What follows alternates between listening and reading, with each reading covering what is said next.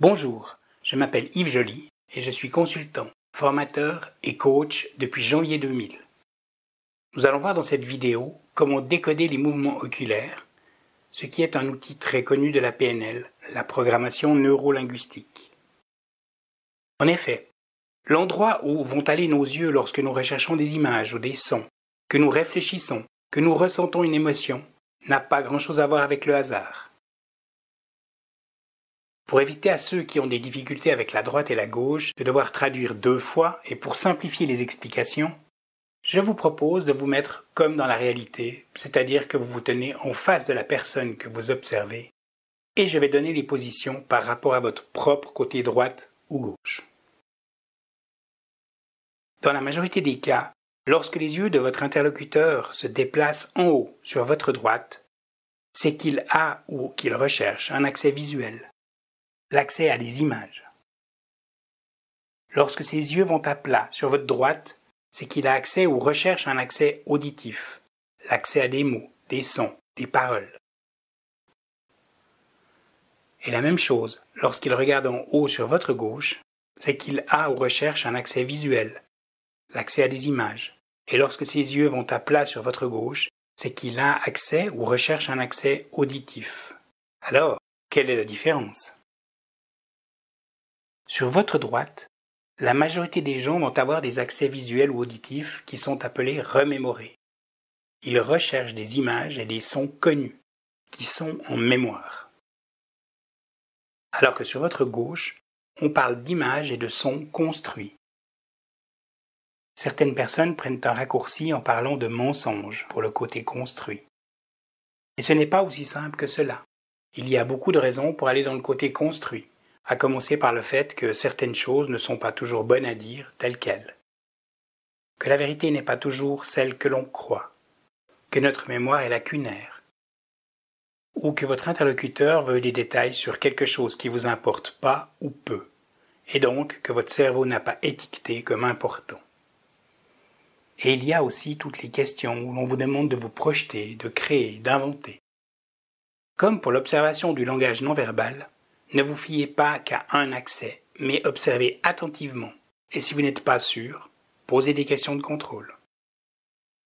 Lorsque les yeux de votre interlocuteur vont sur votre droite en bas, c'est qu'il entame un dialogue interne. Il se parle, il se pose des questions. Il évalue ce que vous venez de dire, de faire ou de ne pas faire. Lorsque ses yeux vont sur votre gauche, en bas, on parle d'accès kinesthésique. Il s'agit d'émotions, de sensations que votre interlocuteur revit, grâce ou à cause de vous. Toutes les émotions que nous avons vécues et que nous vivrons s'encodent dans notre cerveau, et y restent. Elles s'encodent sous la forme visuelle, auditive, kinesthésique, olfactive et gustative. C'est ce que nous appelons au PNL le VACOG. Et les mots que nous utilisons pour parler de ces émotions ne sont qu'une pâle représentation de la réalité que cette émotion nous fait vivre. Qui n'a pas connu une soirée photo de vacances entre amis ? Celui ou celle qui commente ces photos est enthousiaste et revit les émotions vécues sur place, alors que ceux qui regardent les photos vont peut-être être aux prises avec des émotions qu'ils ont vécues dans d'autres lieux, ou vont tout simplement commencer à s'ennuyer au bout de 15 minutes. Il suffit de parler ou de penser à une émotion pour qu'elle remonte à la surface. Vous souvenez-vous de ce que provoque chez vous le son d'une craie sur un tableau ?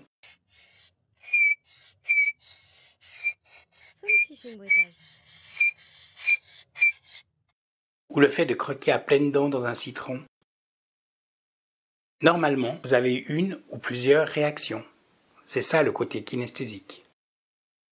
Il y a des exceptions à ces comportements de nos yeux, sinon ça serait trop simple. Certaines personnes sont tout simplement inversées par rapport à la majorité. Les accès visuels et auditifs remémorés seront sur votre gauche et les accès visuels et auditifs construits seront sur votre droite. Et le dialogue interne se fera sur votre gauche alors que les accès kinesthésiques se feront sur votre droite. Un peu plus compliqué encore, certaines personnes peuvent avoir que les accès visuels inversés. Le visuel remémoré se fera sur votre gauche alors que les accès visuels construits se passeront sur votre droite, alors que les autres accès restent identiques à la majorité. Les accès auditifs restent remémorés sur votre droite et construits sur votre gauche. Le dialogue interne est sur votre droite et les accès kinesthésiques se feront sur votre gauche.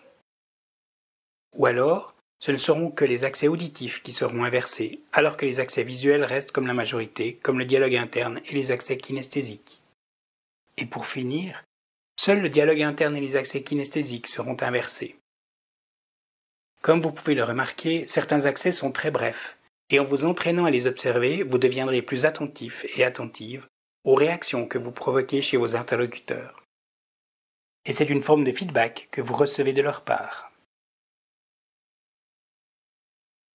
Je vous souhaite plein succès dans l'observation des accès oculaires de vos interlocuteurs et surtout d'en tirer les enseignements pour vous aider dans vos activités. Vous trouverez d'autres informations complémentaires sur marketingformation.ch. Yves Joly, agitateur de cerveau. Je vous remercie de votre attention.